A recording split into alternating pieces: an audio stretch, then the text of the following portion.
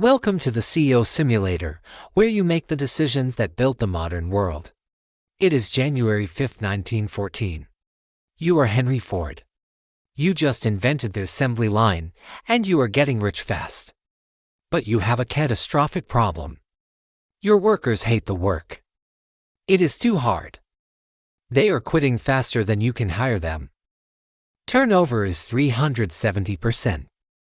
Your factory is about to collapse. You have three options to save the company. A. Hire armed guards to enforce discipline and stop them from quitting. B. Double every worker's salary to $5 a day, which is twice the market rate.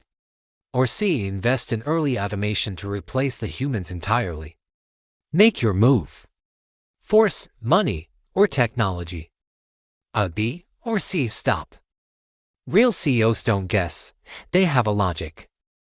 Go to the comments. Write a B or C, and tell me WHY. Is paying double genius or suicide? Justify your choice. The answer will be revealed tomorrow.